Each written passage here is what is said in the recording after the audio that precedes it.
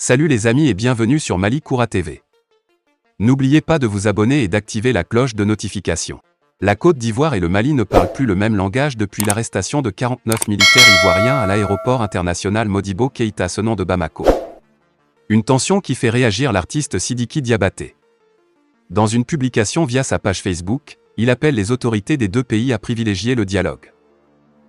En tant que fils biologique du Mali et adoptif de la Côte d'Ivoire, je suis l'exemple palpable qui montre à quel point le Mali et la Côte d'Ivoire sont deux pays frères. J'appelle donc au sens de responsabilité de nos différentes autorités à privilégier le dialogue, a-t-il écrit. Poursuivant, il a ajouté, nos deux pays ont une longue histoire commune, vous devez de consolider ces liens historiques en continuant de nouer des rapports de bon voisinage harmonieux, fondés sur l'amour, le dialogue, la confiance, la tolérance et le respect mutuel, car ce qui nous unit est plus fort que ce qui nous divise. Le secrétaire général du ministère de l'Économie et des Finances, Abdoulaye Traore, a présidé ce mercredi 6 juillet 2022, à l'hôtel Radisson Collection, les travaux de la revue 2021 de la mise en œuvre du cadre stratégique pour la relance économique et le développement durable, CRED 2019 à 2023.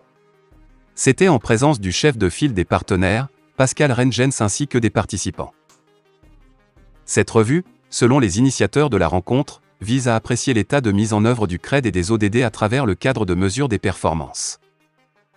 Aussi, il s'agira de constater et analyser les résultats atteints en 2021 à travers les indicateurs du cadre de mesure des performances du CRED et des ODD et les conclusions des différentes revues sectorielles. À cela s'ajoutera des propositions pour remédier les difficultés et des mesures rencontrées ainsi que des recommandations susceptibles d'améliorer la mise en œuvre et le suivi du CRED et des ODD sont formulées. Durant 2 jours de travail, 2 sessions sont organisées à savoir la session technique et session politique.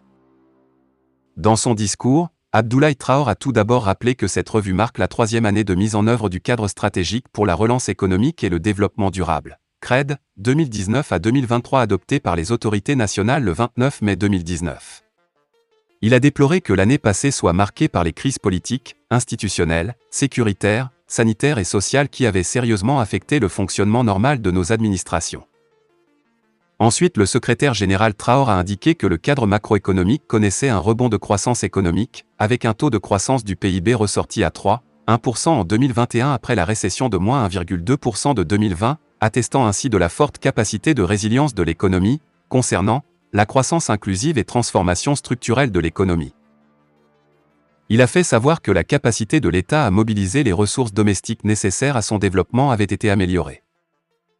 Selon lui, le taux de pression fiscale, qui était de 14,2% du PIB en 2020, a connu une augmentation pour se situer à 15,1% du PIB en 2021. De son côté, Pascal Rengens a saisi l'occasion de rappeler quelques réalisations majeures en 2021 pour attirer l'attention des participants sur les autres défis, sur la base des résultats du présent rapport. À cet effet, parmi ces réalisations, il a cité la hausse de 84% du nombre de nouveaux emplois résultant de la relance de l'activité économique. Aussi, s'ajoute l'amélioration du volume de l'aide publique au développement de 751 milliards en 2020 à 771 milliards de FCFA en 2021, soit une hausse de 2,6%, même si la cible prévue est loin d'être atteinte 1194 milliards de FCFA. Le chef de file des partenaires a également signalé que plus de 2,3 millions de ménages les plus démunis couverts par les transferts sociaux en 2021 contre 9 millions en 2020. Le Mali dispose désormais d'une structure en charge exclusive de la santé des sportifs du pays. Il s'agit du centre de médecine du sport Lassana Traoré inauguré le mardi 12 juillet 2022 par le Premier ministre Choguel Kokalamega. Le Joyau est l'un des rares centres, en termes de génie civil en Afrique de l'Ouest. Bâti sur une superficie de 9777 mètres carrés, le centre de médecine du sport Lassana Traoré Ambiance est construit sur 3 niveaux. Il comprend 55 salles et bureaux, 4 grandes salles, 2 magasins, un ascenseur et une loge gardien. Le centre a coûté 1,8 milliard de francs CFA sur les exercices budgétaires 2012, 2013 et 2014 avec des travaux de réaménagement des voies d'accès d'un montant de 59 millions de francs CFA. Le centre de médecine du sport Lassana Traoré, Ambiance, est organisé en 6 blocs, un bloc de consultation, un bloc d'imagerie, un bloc de kinésithérapie, un bloc de laboratoire, un bloc opératoire et un bloc d'hospitalisation. 4 blocs sont fonctionnels, il s'agit du bloc de consultation, du bloc d'imagerie, du bloc de kinésithérapie et du bloc de laboratoire. Selon le ministre Mossa Argé Ataé, Les 2 autres blocs opératoires et d'hospitalisation seront fonctionnels dans un avenir proche.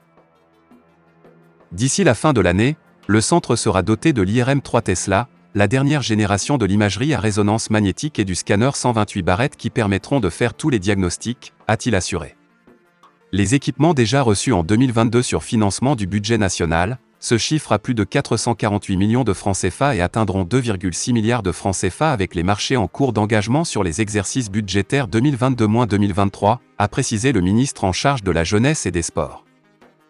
Si un coup d'État est un compte d'exploitation irrationnel, 2 coups d'État c'est la banqueroute. En voulant s'arroger une transition de 5 ans en violation des coutumes et des règles de la CEDEAO, la junte malienne, auteure de 2 putschs en août 2020 et en mai 2021, a provoqué une cascade de défauts de paiement technique, 180 millions de dollars à la fin février 2022, suivie d'une envolée du pricing du risque pays associé sur les lettres de crédit, de plusieurs centaines de milliards de francs CFA de manque à gagner pour la douane et les impôts, de la dégradation de sa notation à l'international, ce qui est synonyme d'une quasi-radiation sur le marché international de la dette et, last but not least, de la suspension des décaissements du FMI et de la Banque mondiale. À l'heure où la Banque centrale des États de l'Afrique de l'Ouest, BCEAO, annonce le dégel des avoirs de Bamako logés au sein de l'institution, certains experts, sous couvert de l'anonymat, parlent de « carnage » financier. Selon nos sources, l'État malien traîne un déficit budgétaire de plus de 1000 milliards de francs CFA. Les investisseurs actifs sur le marché intérieur de la dette, notamment au niveau du guichet de l'UMO à titre, s'attendent à une épuration rapide des échéances non honorées du 9 janvier 2022 à nos jours, avant d'envisager de nouveaux engagements envers un pays asphyxié qui, certes, a fait un pas en arrière, mais doit encore montrer plus de gages dans le respect du calendrier de retour à l'ordre constitutionnel. Notons que l'UEMOA comme la BCEAO n'ont jamais coupé le robinet dans les faits, laissant les 15 banques commerciales maliennes se refinancer devant ces guichets en fonction de leurs capacités et de leurs besoins habituels, parfois en fermant les yeux sur les engagements hors solde de certaines d'entre elles et sur la définition élastique de produits pharmaceutiques, pétroliers, alimentaires et de base. Dans ces conditions extrêmes d'un Mali quasi amputé de ses nombreuses années de réforme et de recherche d'une réputation honorable auprès des partenaires techniques, il faut être le ministre malien de l'économie et des finances, Alou-Seni Sanou, pour pronostiquer sur une croissance de 4% en 2022. Fin de la vidéo, merci pour votre attention.